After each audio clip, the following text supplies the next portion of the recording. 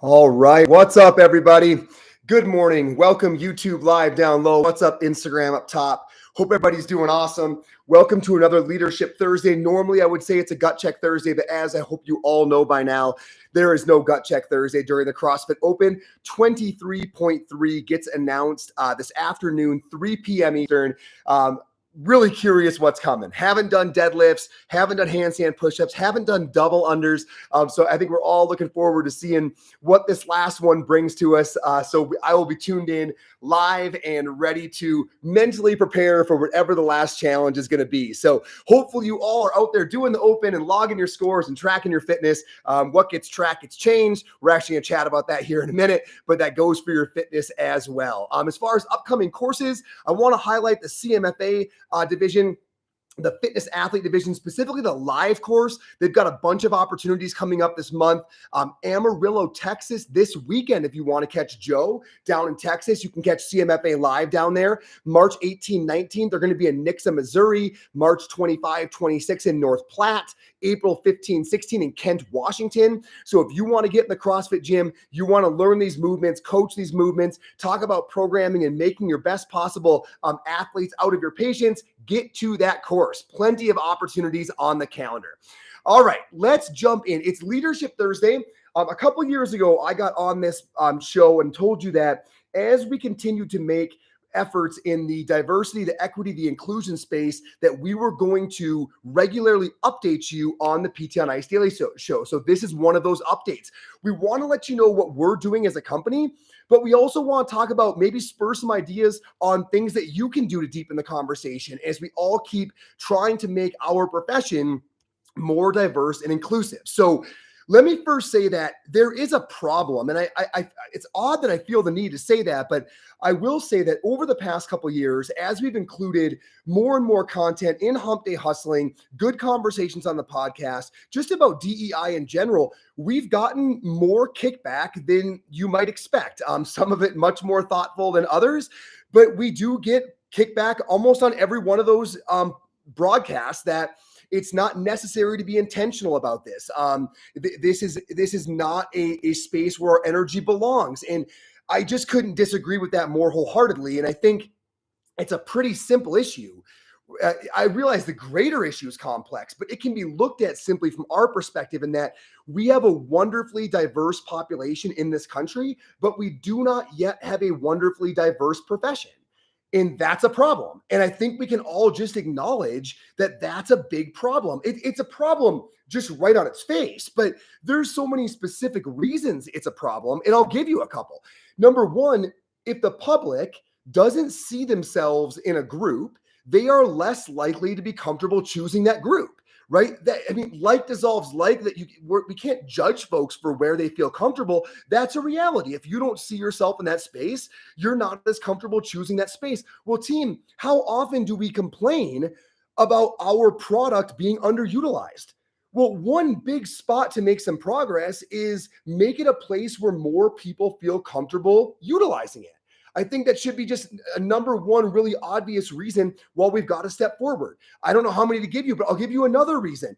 If our population in this country is diverse, but our profession is not yet diverse, certainly the leadership in the profession is not yet diverse, then we can very clearly say that we are not pulling the talent that's available to help people in this country into our profession and into our leadership. We are not pulling from all the different unique groups that collectively could make us so much more diverse, feel so much more inclusive. We are not finding that talent. We are pulling from a couple groups, not all groups. And if you're looking at taking the best of people who want to serve in this space, we aren't accomplishing that.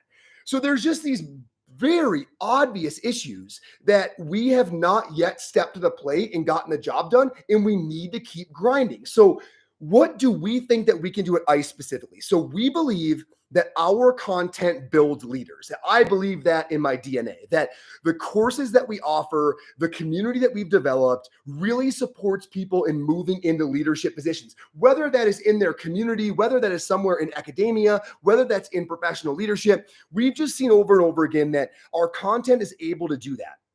well, then we can support individuals from underrepresented groups who are striving to be leaders by making some extra effort to get our content in front of them, by making it more accessible. That is something that we can obviously do. So what I want to talk about here is the how. And again, I hope that this just brings up some thoughts for all of you who are just continuing to try to move forward. It feels clumsy to be in this space. It's an awkward space. It's challenging, but we've got to sit with this and we've got to try to keep making progress. And maybe some of the things that we're doing can resonate with some other groups. So first and foremost, of course, is our flagship program. So if you're not aware of this, please share this message. We're hoping to get a lot more applicants over the next coming years as we continue to refine the ICE Diversity Leadership Program.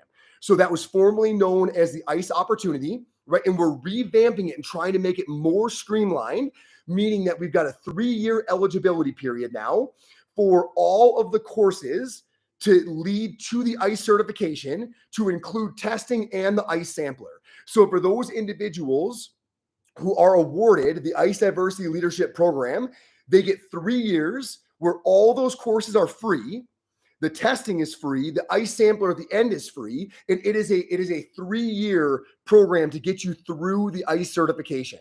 So for individuals that are coming from underrepresented groups, they go through our application process. You can find that, go to our website, go to the Diversify tab, scroll down, it's right there at the top, and encourage folks in your networks to apply for that. We're trying to find folks who are highly motivated, looking to be leaders, and essentially we are giving away 3 years of content to those individuals alongside regular meetups for business mentorship and things along that space. We've been doing this for years, but we want to keep growing this. So the more people that know about it, the better. Please share the word. So we're putting a lot of effort into revamping that, and hopefully this year and every year following is the best year. So that is the ICE Diversity Leadership Program.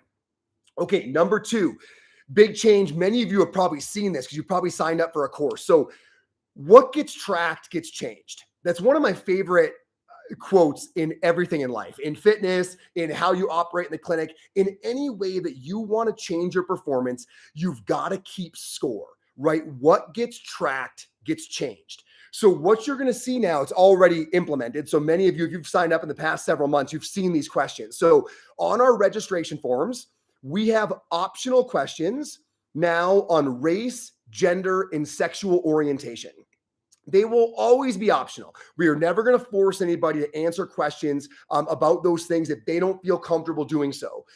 But I will say, if you are comfortable doing so, please do, because who is showing up for our courses is the best indicator on whether or not we are doing the things that need to be done to make this group feel inclusive, to feel like you're comfortable joining our community. You can measure all sorts of things, but at the end of the day, who shows up indicates best whether or not you're accomplishing them feeling comfortable signing up. That's all there is to it. So you might as well go right to the finish line. So the more of you who are willing to answer that, that's what allows us to circle up every quarter and say, are we getting a more and more diverse population at our courses, or do we need to change our approach? If we do see that, hey, something's going in the right direction, what is it we think we're doing, right? Which of the things that we're doing are creating this positive change? But if we can get that data, that can help us be more and more intentional as we keep trying to adjust ways to make this community more welcoming. So again, if you're not comfortable with it, don't answer the questions. It says optional right there. If you are, that really helps us understand how we're doing broadening our reach. Okay, number 3. If you're in the ICE Students Facebook page, you already saw my announcement on this. We have gotten to an era with ICE where we can be choosier on where we host. And so what's wonderful about that is that we're acutely aware that some areas of this country are more diverse than others. Now that we can be choosier with where we're hosting because our brand's gotten a bit bigger, we can, take some chances as far as being in geographies where I think when nobody knew who we were, it was hard to have a profitable course. But now that we can be choosier, we are doing so. And so as faculty, we're circling up and talking about, maybe we don't just go to the spots we've always gone. Maybe we try to get into areas of the country that are noticeably more diverse, because that's going to get our product in front of folks who maybe we haven't done a good enough job getting in front of historically. And so by being choosier and looking at geographies that we're hosting and really trying to get a really nice broad as far as looking at the metrics and specifics about those places, trying to really have a nice broad reach across the nation, that right there is going to help. Who you get in front of is who you build your community from. And so we're being more intentional on our side as far as where we're actually putting our courses. And finally, number 4, and I want to give a really specific shout out here. So our ICE leadership just wrapped up the 8-week course, Anti-Racism and DEIB for Clinicians. And this is run by Pat Ford. His website is theinclusiveclinician.com. If you're in a group and you feel like this conversation needs to kind of be reignited or deepened or made more actionable, get into that course. Just go to that website, hit Pat up on Instagram, whatever. Pat's a part of it. If you're an ICE Facebook page, in the students page, Pat's always in there. Just hit him up directly. Pat has put together an incredible class. It's 8 weeks long. It's all online. He kind of fuses async content with discussion in a Discord where you've got your group privately, but you also have the broader group of everybody who's taken that class. So there's really rich, non-judgmental discussion, right? Never during that 8 weeks did I feel I was being judged. I felt like it was a bunch of people who were trying to find a way to make this profession more diverse and make their clinics more welcoming to everybody in their community. That was the obvious goal. And so if you feel like that's somewhere you want to spend time, get into that class. It goes through the history of kind of how we got here. It goes through a lot of self-reflection. Like, where are you really with this stuff? Where is your group with this stuff? It goes through community discussions on how to actually create goals, not just talk about like the problem, although that's important, but what are you actually going to do about it? How are you going to track it? Like, what are the short-term and long-term goals? Like, it really helps you leave there saying, in a year from now, I have no doubt, of course, we're not going to win the DEIB space. Like, it's not about winning it. It's an infinite game, but we're going to move forward in a positive way in that direction. Clumsy, no doubt, but we're going to do something besides nothing, dang it, right? We're going to move forward. So team, those are all ways. The ICE Diversity Leadership Program, getting the metrics tracked on our course registrations, looking at where we're actually bringing courses to, going through that structured program with Pat. Again, Anti-Racism and DEIB for Clinicians. By the way, it's approved for CEUs. What a cool way to get CEUs. If you're claiming that this space is important to you, what an amazing way to grab some CEUs and make your professional journey more inclusive. Those are all things that we're doing. Just trying to, again, move forward in this space. And to those of you who are reluctant and feel like it's clumsy and awkward, it is those things.